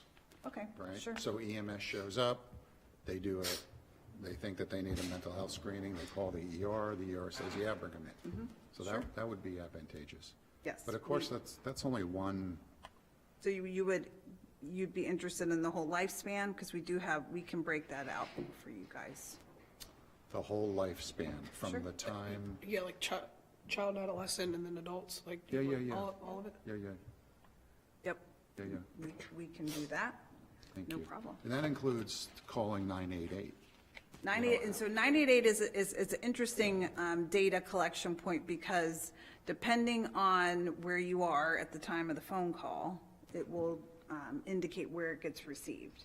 Now, that's actually something that's evolved over the last year, because when they first rolled out 988, it was dependent on your area code of your phone number. So if you're calling from a number that's based in Texas, let's say you keep a cell phone number that's affiliated with, folks hold on to their phone numbers now.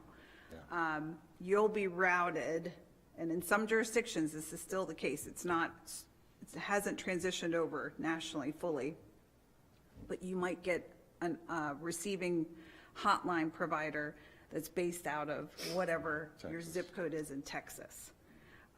We do get 988 data through an organization called Vibrant, and it's abundant. So we can break down the 988 calls we see for the shore as a total, and then by county if needed, but it's hard to say who is getting that phone call per se right now. We're in the process of working to streamline the provider for the shore, but that's a work in progress. We're hoping by January or early spring, we will have one provider that's primarily our 988 responder. So, and you can text 988, which the texting data actually is pretty significant. So that's really interesting data too. So we can certainly provide you with that as well.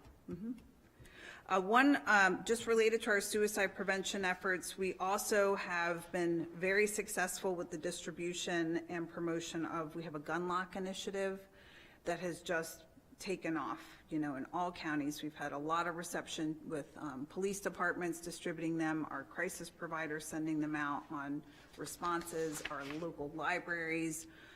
We've had multiple events where, youth at school events are actually interested in bringing them home for mom or dad to make sure their firearm is secured safely at home, which I think is just really positive that we're having that reception in the community. Can I ask one more question? I'm sorry to digress. That's okay. I missed, when does the reimbursement start? For what? For the CPT codes to bill? For when I was talking about. For services, the fee for services. The fee for service for the mobile crisis services? Yeah. So recently, we have a new administrative service organization in Maryland that started late December, early January. That's Carillon Behavioral Health. It was Optum. We have recently seen claims for mobile crisis start being processed just within the last 3 months. So they've just started to really get their feet off the ground with that. And so we're working with the administration. We're actually meeting with them next week to try, my hope is to set up a formal reconciliation process of how we can determine what grant dollars are going to be needed to sustain the service from a grant perspective, because you can imagine in a rural community, we're not going to have the volume to bring in enough funding that would meet, full sustainability for funding the provider. So we're advocating for grants to continue to flow in, but we want to do our due diligence with backing into that too, with what we're seeing with their revenue. And is their point, Annapolis, is to move away from grants to fee-for-service reimbursement? Is that what they're trying to do? Well, I think depending on the Which service. works in a larger population. Right, well, we've seen this evolution.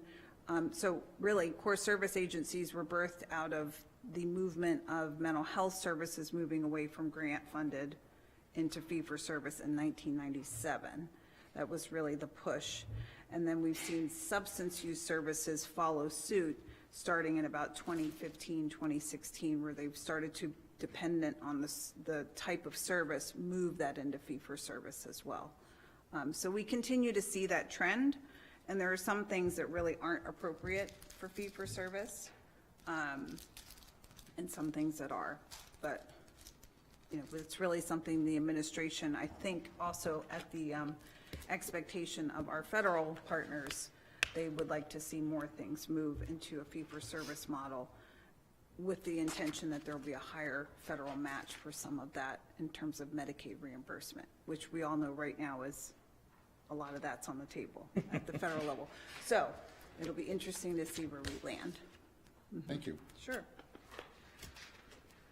One thing that we're very proud of and have been really active with as an organization is we do serve as the conduit of our Eastern Shore Behavioral Health Coalition, which is a group that convenes online counties of local behavioral health authorities, partners, interested providers, community members, just during session primarily to highlight and advocate for the needs of the shore, specific to behavioral health. This year, we have really focused a lot of our efforts around crisis services and stabilizing them with the funding, as well as funding that supports individuals that are placed in recovery houses. That the Maryland Recovery Net funding has been one that's been highly utilized and has been earmarked as one that might have a very significant change to how it's being procured in the coming year. So we've done a lot of advocacy this year for that. We also continue to convene our Bay Bridge Partnership, which I have mentioned year over year. It has been in place since August of 2020. This past year, we welcomed our partners in Baltimore County following the unfortunate collapse and incident of the Francis Scott Key Bridge. So our crisis response provider network from Baltimore County now is sitting on our Bay Bridge Partnership because we feel that there's a lot of similarities in how we look at how we manage any sort of crisis response to a major infrastructure like a bridge. So they've been, well received, and it's just been a wonderful thing to partner with how we are addressing needs and, as we call, sort of more crisis hotspots across the state. You think about the Key Bridge and its collapse, and you don't think about the long-term effects that it's had. Absolutely. I mean, it totally makes sense that, Yeah. this is an important role that you guys have to be involved in. Nobody thinks about those ancillary exposures Right. until the event takes place. Right. And then all the other factions that take place that are affected by this, that can be very disruptive. Right. So having that network of support and also anticipating the needs as a network is so critical, because it's really been, that was very significant and continues to be a very significant impact. So I will highlight a couple more things and hand it over to Sarah, because I'm just out of the interest of time this evening. I did want to highlight, we did formally integrate with the Kent County Health Department at the beginning of this fiscal year. So we are continuing to pilot that model into FY26. I've had the pleasure of supporting, just doing some orientation conversations with your new health officer to highlight how we are supporting Queen Anne's County and your leadership with Edwin Gibbs, as he is your local addictions authority director. So the opportunity just to highlight the work we're doing here in the county has been very nice, and we're supporting just the department with their needs as well. And one highlight that is really exciting, something that we don't bring enough attention to, and we have brought some data tonight to share. Midshore Behavioral Health, in addition to being the core service agency, we also are serving as the regional continuum of care for the 5 counties, so we oversee the homeless services as well. So we have 3 individuals that make up our continuum of care at Midshore Behavioral Health, and a new initiative that will be kicking off this summer is, in addition to the work that we do highlighting the needs of individuals in the community during the colder months, we are kicking off a cooling center and hydration station initiative called Defeat the Heat. So that is an initiative that will be rolled out in all 5 counties this summer to address the cooling needs of individuals that are out in the heat and exposed, needs that come from just being out in the public and unhoused in warmer months. So that's something that's really out of the box that I'm really proud of our team for working with the counties to kick off. And I'm gonna have Sarah do some highlights, and then we'll do a little bit of data before we wrap up. All right, so in September of 2024, Midshore Behavioral Health attended Queen Anne's County Goes Purple, which was in Centerville, and we've started to plan the Going Purple together with the Queen Anne's County Local Addiction Authority, and that's gonna be in September in Queen Anne's County. Where is it? September 27th. We're looking at our locations, but it will be in Queen Anne's County this year.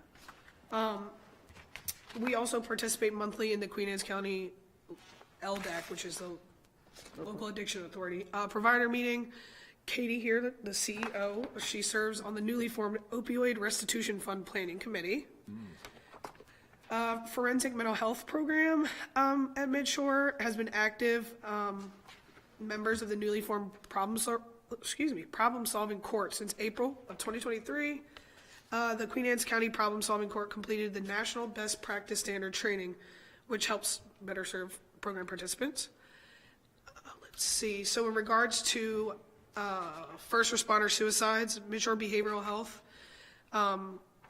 has partnered with the Office of Suicide Prevention, and this has launched an initiative. This is the, let me see, I lost my place. Aimed at promoting secure firearm storage and suicide prevention. It's a grant titled Suicide Prevention, Gun Safety, First Responders, and Individuals in Crisis. We've distributed over 2,000 gun locks to the Midshore. We partner with the Queen Anne's County Sheriff's Office and local libraries to distribute these gun locks and information on suicide prevention and other local resources. And then through the Consortium of Coordinated Community Supports grant, Midshore Behavioral Health has acted as a hub pilot for FY25 for 4 providers in Queen Anne's County.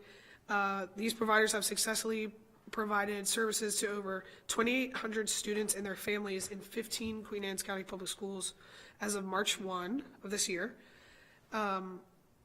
We will be a full, let me see. Okay, no, that's it. Well, we'll be the community support partnership for the county in FY26. So that's been a great initiative. How many employees do you have? We have 32. Wow, okay. So you're everywhere, so. Yeah, 32. Yeah. So moving on, we've changed up our presentation a little to try to make it a little bit more engaging. So just some additional initiatives that we've been working on. I want to pull out one in particular. The Crisis Intercept Mapping Initiative is a new initiative we're working on this year, and that is actually a crisis initiative where we're mapping out services for individuals that have been service involved or are veterans. Looking at how we're really addressing the needs of the veteran population and addressing their behavioral health needs more formally. So we have partnered with, Maryland has consulted with SAMHSA, which is the Substance Abuse and Mental Health Administration. They have a local technical assistance individual that's been helping to do the mapping across different jurisdictions in the state. And we were one of the most recent mapping jurisdictions. So we will have something hopefully more formally to share on what that looks like for our veterans here in the region. We also have a handful of events that are annual that we host that are well-attended. And, you know, we look forward to bringing those. It kind of gets us out of the box and we're connected with our partners and community members. So we have for 12 years now done the sequential intercept mapping model, which is looking at how individuals move in and out of the criminal justice system. 4 team members from Midshore actually attended the statewide mental health summit last week, where the state is actually mapping the entire state on how we can better serve individuals and divert them from becoming involved in the criminal justice system. So that was represented. We had each county break out and identify some specific goals. And I know Queen Anne's County, we're going to be doing some partnership work with Kent County to potentially pilot some diversion activities that we're going to work on with our detention centers. So that's an exciting goal that came out of that meeting. We also host our Beyond Inclusion Conference. This year we had our 2nd annual, and the theme was building bridges and breaking down barriers. We just celebrated the 14th installment of our Across the Lifespan Conference.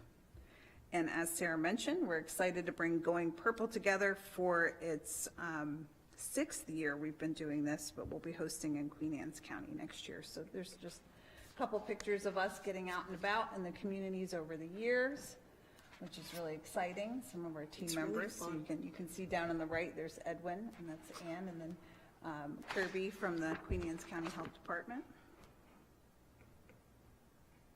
This is just us out and about a little bit more. Here's a snapshot of our funding. This has been year over year, inclusive of FY25.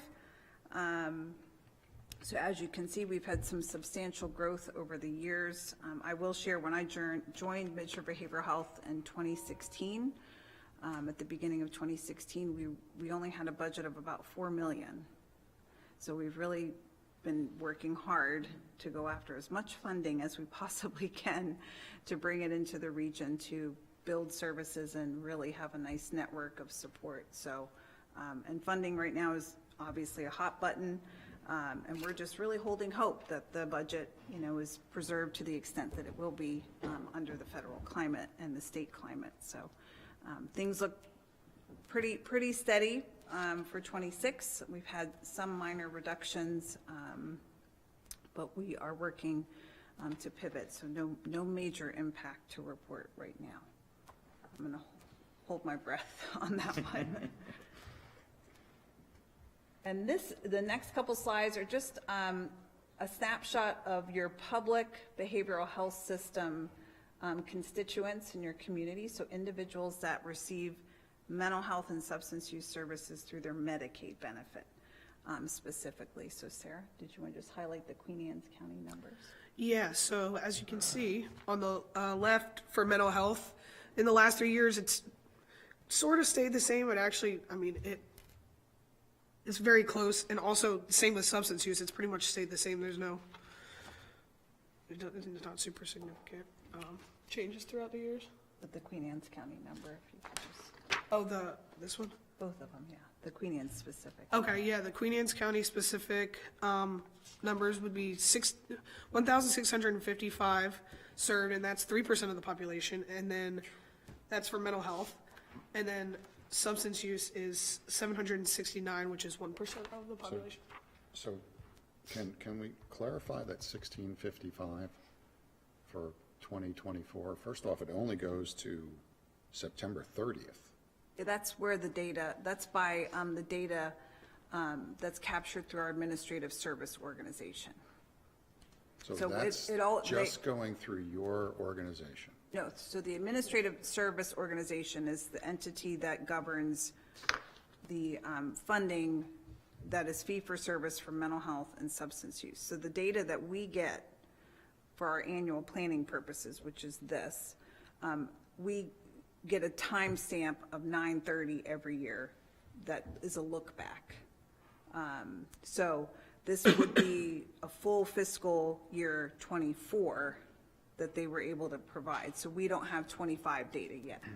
So come September 30th of this year, we'll have FY25 data. So if I'm reading this right, twice the amount of people are receiving mental health treatment versus substance abuse. And that's pretty consistent over county by county.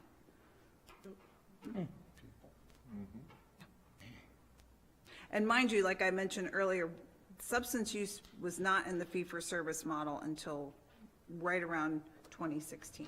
That's when some of the services started moving into it, and they rolled it back, you know, layer by layer. They didn't move it all over at once. We started out actually with residential services, and then added in outpatient and partial hospitalization and so forth.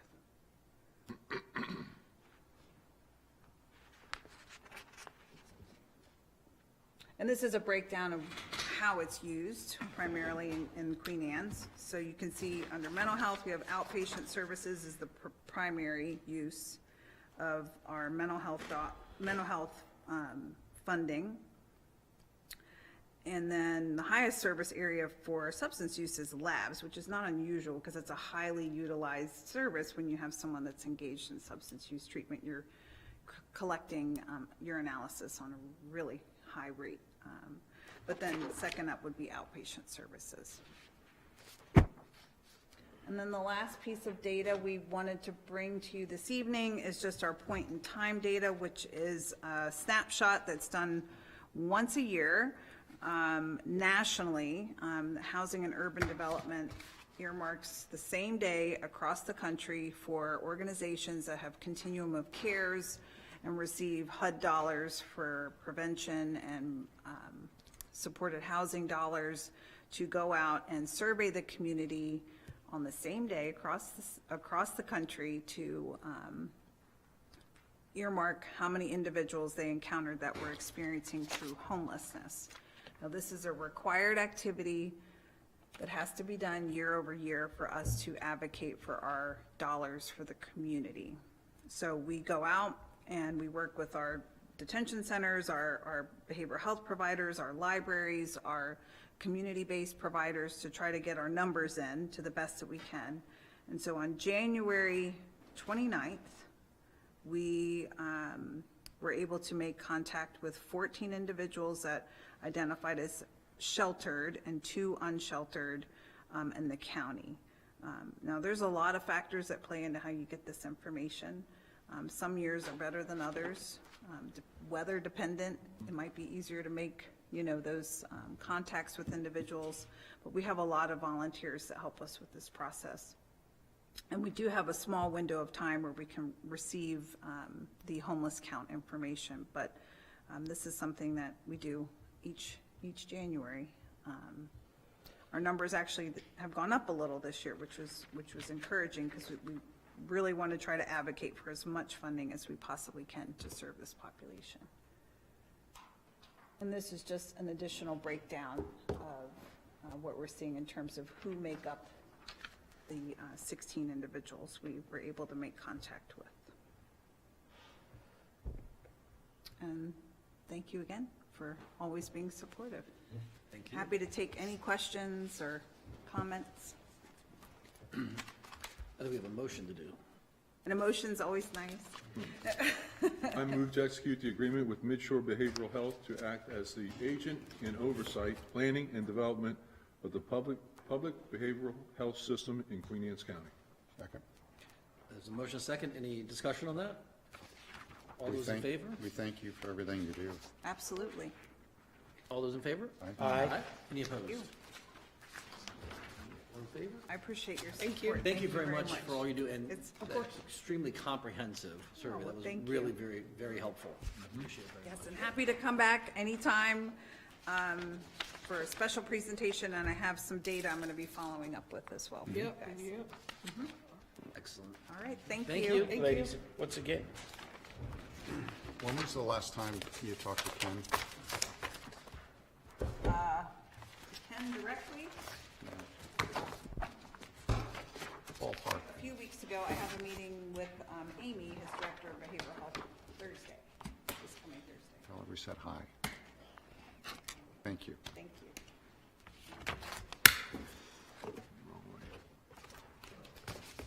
you. All right, Commissioners, we can wrap things up. We got 4 action items for consideration. First one is for the Sanitary Commission, so if you want to convene We this. got a motion to convene as, Make a motion to convene as the Sanitary Commission.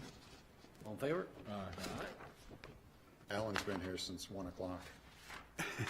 He looks excited with the meeting, doesn't he? Yes, he does. Can we I've never table- seen him Can this we table lively. this? Can we table this? Don't move, Alan. Don't move. I move to set the annual sewer and water operations and maintenance rate escalator for all sanitary district rate schedules for the FY26 budget year at 2.5%, with the exception of the Southern Kent Island sub-district, which shall see no increase in rates.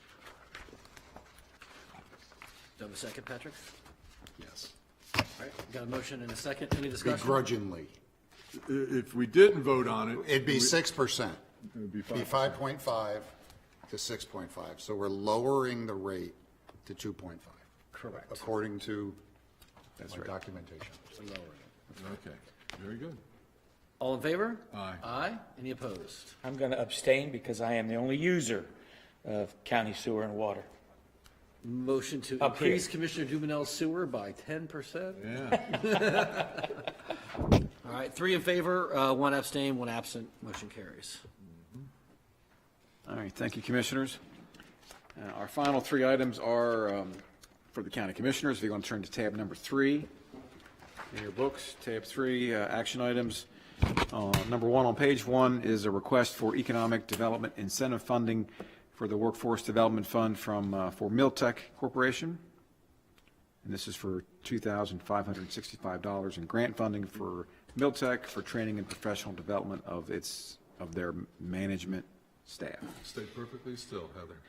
I make a motion to approve the disbursement of $2,565 of the Economic Development Incentive Fund Workforce Fund for training and professional development of Miltech Corporation, which, by the way, is one of the largest employers. Read the motion, then do the by the Okay. way. The disbursement of funds is contingent upon a signed agreement between EDIF Commission and Miltech and outline the conditions of the agreement and the performance for the project.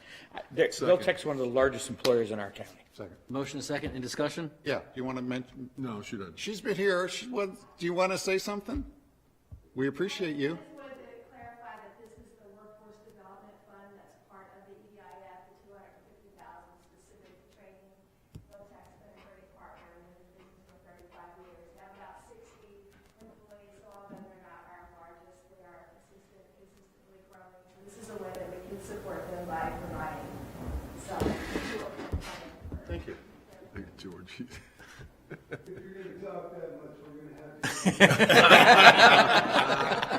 We'll just get lavaliers. I tried. All right, you got a motion. So those who couldn't listen, Director Tonelli was just saying how much of a privilege it is to work with me as the president of the commissioners, an improvement what I heard. on when Jim was president. That's what I heard. The president who gets things done. Right. All in favor? Aye. Aye. Any opposed? Motion carries. Okay, thank you, Commissioners. Item 2 on pages 2 through 6, continuation of the South Island Trail extension. This is Anybody could get up? a request for sole source for a new traffic signal just south of Davidson Lane to cross over Route 8. We want to use Scott Duncan for $117,607 for the project. I move to sole source the Maryland Route 8 traffic signal crossing construction contract to Scott A. Duncan Incorporated in the amount of $117,607. Second. Motion second, in discussion? Why are we doing sole contract? Because what I read is he did the trail up by the high school, and he did a good job, was within budget and on time. He's done the last 3, so there's consistency in their state. It's not broken, don't fix it. Yeah, very few vendors are qualified to do this kind of work. Aye. All in favor? Aye. Any opposed? He's local. And he's local. So, no, I'll wait, go ahead. Go ahead, I'm sorry. Is that it? No, I'm going to, well, Jim's going to power through this. Yeah, Go we're ahead, gonna Jim. power through this thing. I'm feeling a motion to, I'm looking for a mower. I move to authorize the Department of Parks and Recreation to purchase 2 John Deere Z994R diesel Z-Track mowers from Atlantic Tractor in Queen Anne, Maryland for $33,195.28. Second. All in favor? Aye. Any opposed?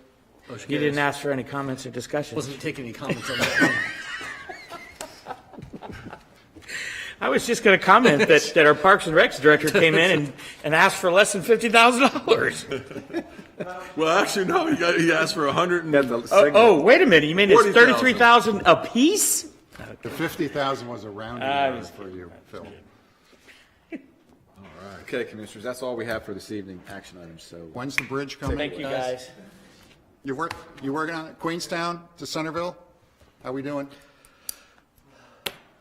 Come on, man. I'm dying. Nobody signed up for press and public comment? Nobody online? No emails? Roundtable, Phil?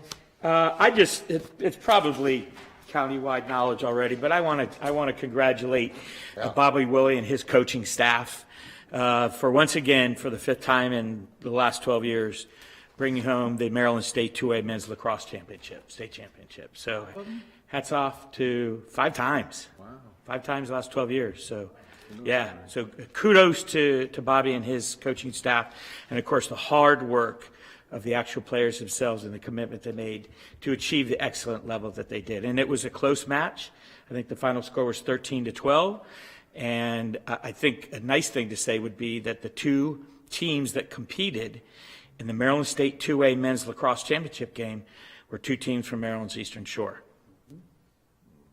So hats off to the feeder programs over here on the shore. And that's all I have. I was going to give a kudos, but I don't need to. So, all of you know Admiral George? During the week, I came in, and George, and we interviewed a Naval Academy candidate. And we spent about an hour and a half with him. And George compressed it and sent it to him, so he's got the interview, so he can study, and maybe we could have a Queen Anne's County naval candidate. I don't know if we've ever actually had one. I'm sure we have. So that's a work in progress. That's it. Thank you. Yeah, I'm done. Me too. Motion to adjourn. I'll make a motion to adjourn.